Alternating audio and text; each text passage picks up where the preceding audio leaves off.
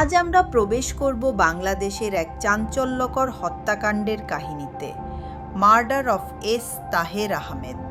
এটি এমন এক ঘটনা যা শুধু বিশ্ববিদ্যালয় প্রাঙ্গণকে নয়, পুরো জাতিকে নাড়িয়ে দিয়েছিল। প্রিয় বন্ধুরা, 2006 সালের ফেব্রুয়ারির প্রথম দিনগুলোতে রাজশাহী বিশ্ববিদ্যালয়ের আবহাওয়া ছিল অস্বাভাবিক। ভূতত্ত্ব বিভাগে সম্মানিত অধ্যাপক, মুক্তিযোদ্ধা এবং সর্বজন শ্রদ্ধেয় শিক্ষক এস তাহের আহমেদ হঠাৎ করেই নিখোঁজ হয়ে যান।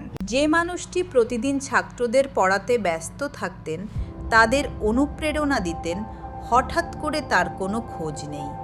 এ যেন বিশ্বাস করাই কঠিন। পরিবার প্রথমে ভেবেছিল হয়তো বিশ্ববিদ্যালয়ের কাজে কোথাও গেছেন, কিন্তু রাত বাড়তে থাকে, উদ্বেগ বেড়ে যায়। পরের দিন ভোরে ভয়ঙ্কর সত্য বেরিয়ে আসে। নিজ বাড়ির সেপটিক ট্যাঙ্ক থেকে উদ্ধার হয় অধ্যাপক তাহেরের মরদেহ।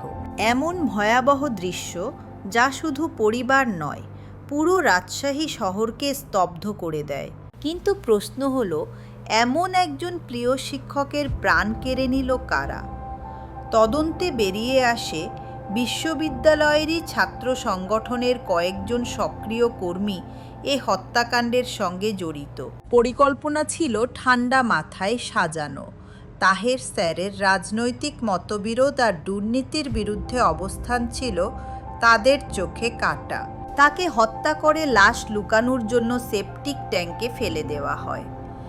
এমন শীতল নিষ্ঠুরতা কি কল্পনা করা যায়? খবর ছড়িয়ে পড়তেই রাজশাহী বিশ্ববিদ্যালয় অগ্নিগর্ভ হয়ে ওঠে।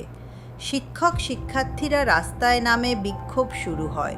স্লোগান ওঠে, তাহের স্যারের রক্তের দায় বিচার চাই। ছাত্ররা কান্নায় ভেঙে পড়ে, সহকর্মীরা হতভম্ব হয়ে যান। সেদিন শুধু একজন মানুষকে হত্যা করা হয়নি, বরং হত্যা করা হয়েছিল শিক্ষাঙ্গনের নিরাপত্তা আর মর্যাদা। আদালতের বিচারে কয়েকজনকে মৃত্যুদণ্ড ও যাবজ্জীবন কারাদণ্ড দেওয়া হয়। কিন্তু প্রিয় বন্ধুরা, প্রশ্ন রয়ে যায়, এই সাজা কি যথেষ্ট ছিল? তাহের স্যারের পরিবার কি কখনো এই ক্ষত সারাতে পেরেছে, নাকি আজও তারা প্রতিদিন সেই দুঃসহ স্মৃতি বয়ে বেড়াচ্ছেন? অধ্যাপক তাহের ছিলেন মুক্তিযুদ্ধের চেতনায় বিশ্বাসী, ন্যায় বিচার আর সততার প্রতীক।